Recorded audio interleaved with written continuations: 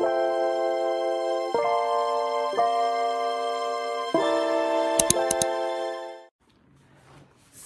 hello everyone, I hope this Monday brings you full of joy and happiness. And yes guys, I am back, and today I have decided to talk about different types of depression each time I come on. So on today, I don't know if you guys have ever heard of this, but it's called SAD, which is a form of depression.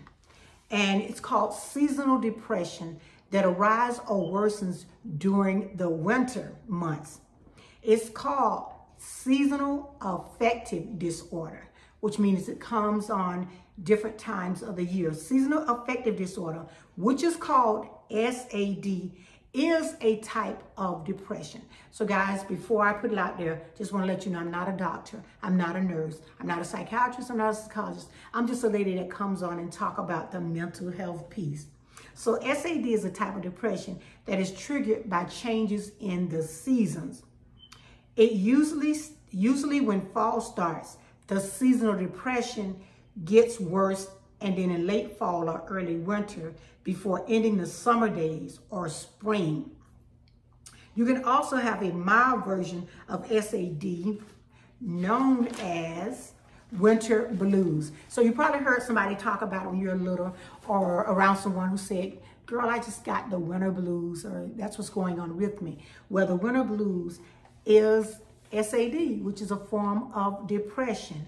It is normal to feel a little down during the colder months. You may be stuck inside and it gets dark early, so it triggers you. But full seasonal depression, SAD, goes beyond this. It is a form of depression unlike the winter blues. SAD affects your daily life, including how you feel and think. Fortunately, treatment can help us get through the challenging times. SAD is called seasonal depression.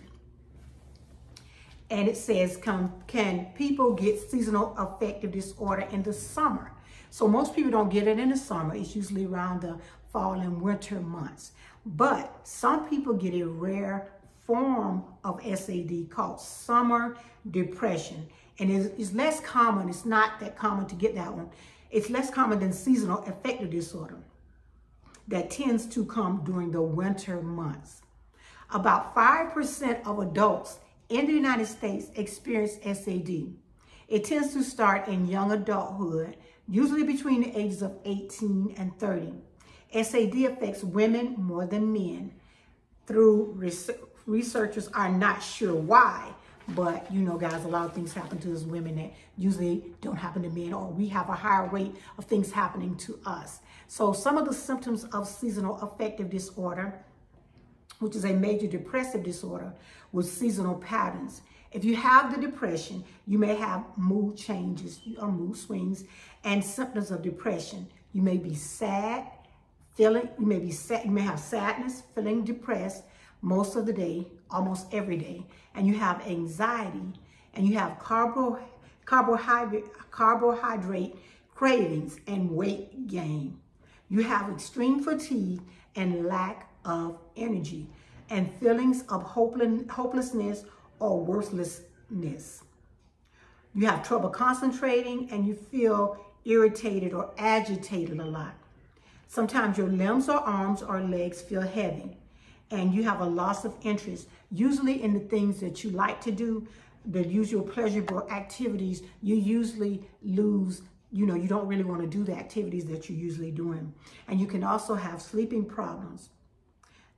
The thoughts, and you also have the thoughts of death or suicide. So guys, like I always say, we don't know who has depression or different types of depression. That's why we go see a therapist or either a psychologist, which can determine what causes it and if you really have it, because that's nothing you can self-diagnose. It has to be diagnosed by a psychiatrist, a psychologist, or someone like that. What causes it?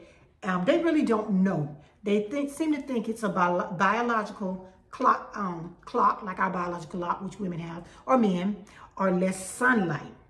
Or it can be a brain and chemical imbalance, Or guys, the biggest one we see a lot of people not having enough of a vitamin D deficiency. And then it has to do with the melatonin boost, and you have negative thoughts.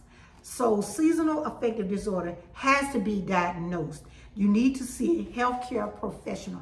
Like I told you guys, anytime you feel like you're having any type of mental illness, you need to get to someone that can diagnose you and tell you exactly what's happening. Most people, like for me, I went to my primary care physician. They gave me someone. And if you don't want to do that, guys, they even have where you can go online and you can talk to a therapist online. You don't have to go in. I chose to go in because I thought that would be the best thing for me. But you definitely see a healthcare professional and get an evaluation for it. It's not like you can diagnose it yourself, or you can self-diagnose yourself, because I think we have a lot of people that do that. They try to self-diagnose themselves and tell what's going on. The only thing I can tell you guys, if you think you know of someone that are having these issues, the best thing for you to do is try to get them to the right person so that they can get diagnosed and get the help they need so that they can get the necessary tools. Because sometimes, guys, you may have to get medication. You may need to see a therapist. You may need to do different things to help yourself. And the best way you can do that is when you go ahead, go to the doctor, go to the psychologist, go to the psychiatrist, let them go ahead, diagnose you and let you know what's going on. Guys, the reason why I come on here each week is because mental health is very close to my heart. Like I always tell you, it's very important to me because we as women, we have a lot of issues going on, and men, but women have a lot of things that are going on, and they tend to push what they're going through on the side. They don't really take very good care of themselves. So that's why I come on and try to let you know, guys, there's help. You can get help. And for me, the best thing for me was to start going to see a therapist. I see a therapist on a weekly basis, unless I have something going on where I can't see them. And guys, it's good to have that support, someone you can talk to, tell what's going on, someone that can help you through what you are going through, because there is help out there. Don't be embarrassed or ashamed to go get help, guys. The shame is when you don't get the help and you have a serious breakdown and you don't know what to do and you don't know how to handle that. That's very important. And especially in our communities, guys, we need to make sure we are taking better care of ourselves. Our health is most important. And for me, my health is super, super important. As I get older, that I make sure I take care of me first so that I can continue to take care of others and be the best Karen or Lynn that I can be. And that's what I want to continue to tell you guys. Mental health is so important. There's so many factors to mental health. There's so many types of depression. There's even postpartum depression. After we have kids, women have depression. And people are like, oh no, you just got new mother blues and you got other things going on. And that's what I'm going to be talking about next week, about some women that have depression after they have their kids. It's very important that we talk about these things. We put these things out there so we can get help. That's most important to my heart. Getting help for what I'm going through, mentally, physically, knowing the right foods to eat, changing our diet, doing the best that we know we can to be the best that we can before we leave here. So guys, not gonna make the video long. Like I always say, I will definitely see you in the next one. Don't forget to like, share the video. Also, don't forget to hit that notification bell. So each time I load up a video, guys, you can see the video. But most of all, guys, make sure you're taking care of yourself. Make sure you're taking out some time to love on yourself and be about yourself. Be about your health. Be about your mental health. Those things are very important. And guys, you make sure you're having a wonderful, wonderful Monday. Thanks so much for coming to see the video. I really appreciate you. I appreciate my old subscribers. I appreciate my new ones. And guys, most of all, you guys rock for coming to check out the videos. You guys are so very important to me. And I ask you guys to continue to pray for me as I pray for you guys. So have a great one. See you in the next one. Bye-bye.